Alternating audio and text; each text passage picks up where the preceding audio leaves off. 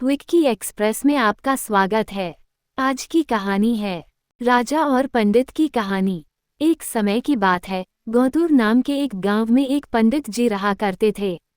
उन्होंने एक साहूकार के पास 500 रुपये ये सोचकर जमा करा दिए कि जब उनकी बेटी की शादी होगी तो ये पैसे उनके काम आएंगे। देखते ही देखते समय निकलता गया और बेटी शादी योग्य हो गई। पंडित जी ने अपनी बेटी के लिए योग्य वर देखना शुरू कर दिया। उन्हें अपनी पुत्री के लिए एक लड़का पसंद भी आया, जिसके बाद पंडित जी साहूकार के पास अपने पैसे लेने गए। साहूकार ने उन्हें पैसे देने से इनकार करते हुए कहा, मेरे पास आपने कोई पैसे जमा नहीं कराए। आपके पास क्या सबूत है कि आपने मेरे पास पैसे रखे थे? क्या आपके पास उसका कोई लिखित प्रमाण है? साहूकार की ये बातें सुनकर पंडित जी परेशान हो जाते हैं और वे समझ जाते हैं कि साहूकार ने उनके पैसे हड़प लिए हैं। एक दिन पंडित जी मंदिर से घर लौट रहे थे, तभी उनके दिमाग में विचार आया कि उन्हें उस साहूकार की शिकायत राजा से करनी चाहिए। हो सकता है राजा इस परेशानी का कोई हल निकाल दें। पंडित जी बिना देरी किए राजा से मिलने के लिए पहुंच गए और वहां जाकर उन्होंने अपनी परेशानी राजा के सामने रखी। पंडित जी की बात सुनकर राजा ने कहा कि कल नगर के लिए हमारी सवारी निकलेगी, तुम उस समय उस साहूकार की दुकान के सामने जाकर खड़े हो जाना।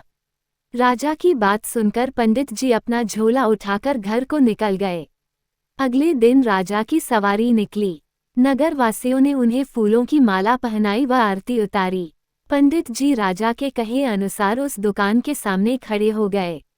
राजा की सवारी साहूकार की दुकान के सामने आई तो राजा ने पंडित जी को देखाकर प्रणाम किया और उनसे कहा कि आप यहाँ क्या कर रहे हैं? आप हमारे गुरु हैं, आप हमारे साथ बग्घी में चलिए। पंडित के बग्घी में बैठने के बाद साहूकार ने राजा की पूजा की और उन्हें फूलों की माला पहनाई। उसके बाद राजा की बग्घी आगे बढ़ गई। पंडित जी को कुछ दूर आगे जाने के बाद राजा ने बग्घी से उतार दिया और बोला कि मैंने अपना काम कर दिया है, अब आगे देखो क्या होता है। पंडित और राजा के संबंध को देखकर साहूकार सोच में पड़ गया और उसे घबराहट होने लगी कि कहीं पंडित उसकी शिकायत राजा से न कर दे। वह घर जाकर रात भर सो नहीं पाया। सुबह दुकान पर जाकर सबसे पहले साहूकार ने अपने मुनीम को पंडित जी को सम्मान दुकान में लाने के लिए कहा। मुनीम पंडित जी को ढूंढने निकल गया। कुछ देर बाद पंडित जी उसे नगर में एक पेड़ की छाव में आराम करते हुए नजर आए। मुनीम ने पंडित जी को कहा कि साहूकार ने उनको दुकान में लेकर आने के लिए भेजा है। मुनीम पंडित जी को सम्मान के साथ दुकान लेकर जाता है।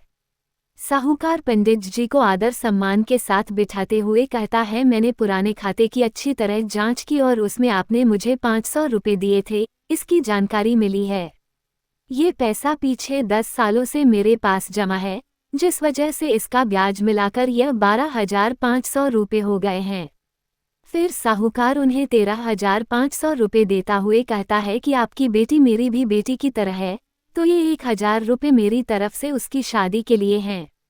साहूकार ने पंडित जी को 13,500 रुपये देकर बड़े ही प्रेम के साथ विदा किया। इस तरह पंडित जी को उनके अपने पैसों के साथ ही उसका ब्याज और शादी के लिए साहूकार की तरफ से 1,000 रुपये अतिरिक्त मिल गए। कहानी से सीख, अगर कोई किसी को परेशान कर रहा है तो उसके सामने गिड़गिड़ाने की बजाय ऐसे व्यक्ति से मदद मांगे जो इस समस्या से उसे निकाल सकता है। सुनने के लिए धन्यवाद। मेरा चैनल सब्सक्राइब करें, लाइक और शेयर भी करें। धन्यवाद।